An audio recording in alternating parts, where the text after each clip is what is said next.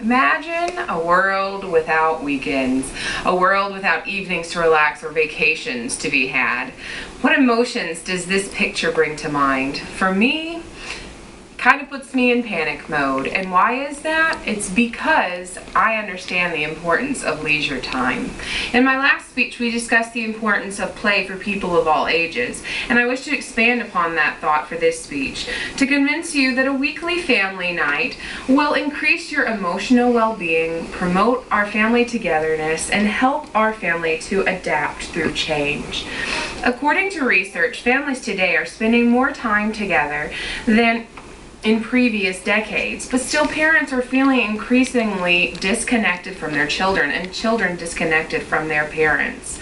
Child life experts suggest that the disconnect comes from using our family time in ways that don't actively promote family togetherness. Family play can fill this role.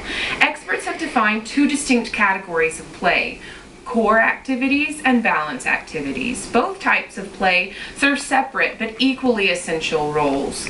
Core activities promote familiarity and stability by providing regular and predictable experiences. Board games, such as the ones here, movies, and shooting hoops would fall into this category. Balance activities, on the other hand, provide novelty and challenge. These activities often require more time and resources, and they usually happen outside of the home. Camping and rock climbing and hiking are examples of balance activities. If we use a mixture of these regularly applied core and balance activities, it can lead to emotional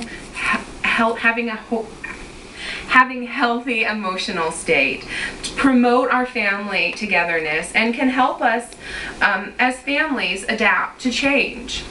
First, I would like to convince you of the need for more structured family play.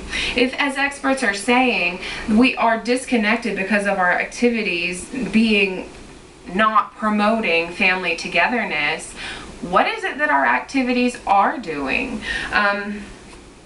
What are some of the activities that we're doing? When we come home, think about it. You kick your feet up, you play on your Kindle, you check Facebook, you're on your iPod, you're watching TV. Are you directly interacting with your family? Not necessarily. And even if you are, is it in the best way possible? Expert David Ellerkine, the author of The Power of Play, said that over the past 2 decades, children have lost 12 hours of free time a week. 12 hours. And adults are, as Barbara Brannan put it, they are burning out, even crisping out, because they're exhausted mentally and spiritually and physically. We need play. We need play to rejuvenate us. Second, I want to convince you of how family play can bridge the disconnect. Core play promotes emotional stability by promoting communication. I can't tell you how many times I've played apples to apples and laughed and made jokes about things that I knew, or played Trivial Pursuit and did charades because the questions were just too hard to answer. And everybody in the family grew together, and I got to know everyone around me because of these fun activities, things that aren't promoted by these passive activities that we typically engage in.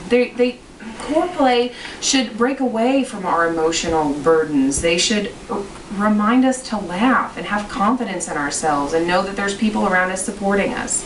In a study done by the Department of Recreation Management at BYU, scholars asserted that as we engage in core play, it provides a context through which quality, meaningful, and satisfying interactions may take place, which in turn predicts greater family functioning. Family togetherness is a natural result of core play. It's something that we need and something that we don't get through passive activities. Balance play both promotes family togetherness and fosters adaptability. Balance activities should challenge and expand upon our skills and even make better our weaknesses. Family members should work together to help each other through their weak spots during these activities. If you're doing rock climbing and Daddy can't make it up the slope, give him a little push if you need to. This is something we do to grow together as families. In the Bible it says, just as body though one has many parts, but as all parts form one body. If the whole body were an ear, it says, where would the sense of smell be? But in fact, God has placed parts in the body, every one of them, just as He wanted them to be. There are many parts, but one body. Now, God wasn't talking about families in this, but I think it very aptly applies to families. We all have our part to play in our roles, a specific role that we fill within our family that strengthens the people around us. And we can realize together, as we play together as a family, what these things are. My final point that I want to make is the purpose of a family game night. You need to set aside a time each week to grow a specific time so that you can come and meet together and make sure that you are there when you're there. Rotate the family member who's in charge of the core activity. You don't want the same person planning everything. Everyone needs to be involved and engaged in it.